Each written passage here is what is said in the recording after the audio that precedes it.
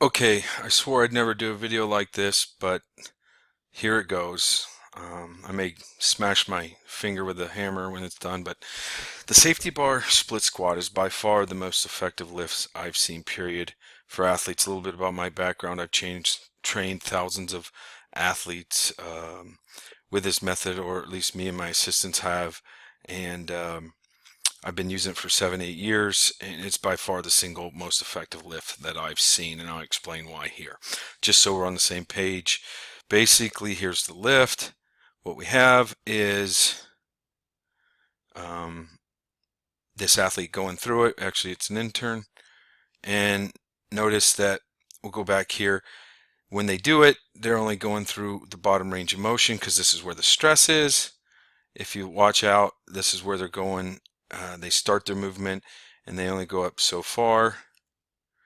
Okay, you can see that. Now I probably have his foot back here a little bit farther underneath him, and for a more specific squat, and then I do keep my athlete's heel off the ground when we do all these lifts because it strengthens their foot at an extremely high level, especially when you have 6, 7, 800 pounds on your back with some of my most elite athletes.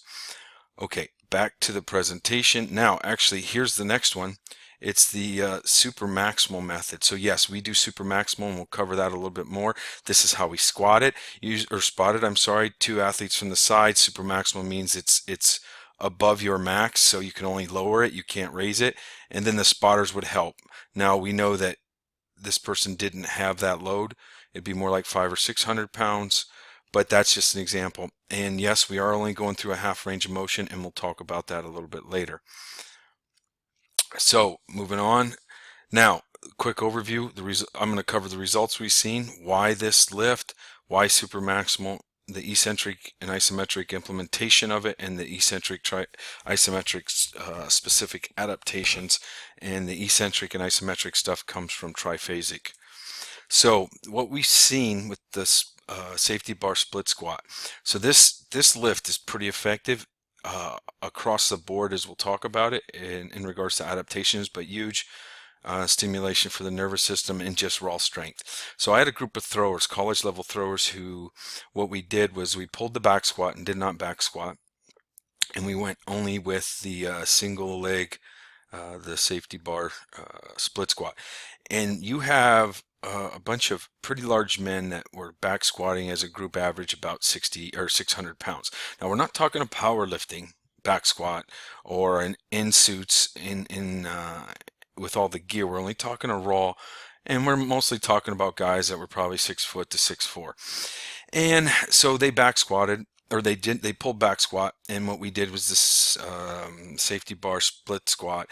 And over a 8-week training cycle, after that we maxed them, and basically they went up to 660 as a group. Was the max, was the average. Okay, so those were the benefits that we saw of you actually getting super strong. And they did use the super maximal loading method. This is why I tell you it is so effective. They didn't even practice the back squat, but they got stronger at the back squat. That's actually a true test. Now, that's not a big deal maybe in some folks, because if I would have back squatted them 3 days a week, you might have got those results anyway. However, that was not the case. When you don't practice a test and you get 10% better, that's a pretty effective tool. So now what we've seen over the years is a huge adaptation in the cardiovascular system. And when I start talking training cycles, I'll start my base training week 0. The resting heart rate may be right around here. And then after the isometric phase of supermaximal loading, I consistently get between 8 and 14 beats in your resting heart rate drop. Why is that? There is huge adaptations in the vascular system because of the pressure and things going on during the eccentric and the iso phases. Okay, I have a bioenergetic integration talk linked later. You may want to look at it. It's about 40 minutes of why this happens. Now, on the muscular system, I've seen crazy results. Female athletes actually end up doing 132-pound body weight, actually with a 355 single leg safety bar split squat. Yes. Now I'm going to give you another thing example of one of my advanced level throwers.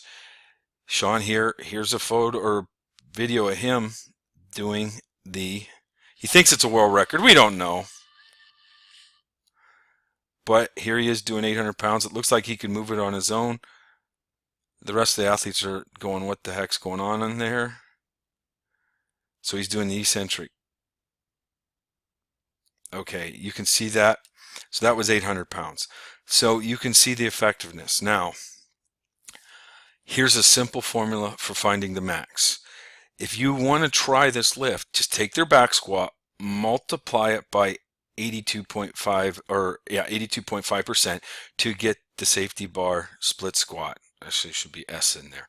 So for example, if your back squat's 300 pounds, your safety bar single leg split squat would be 245 pounds.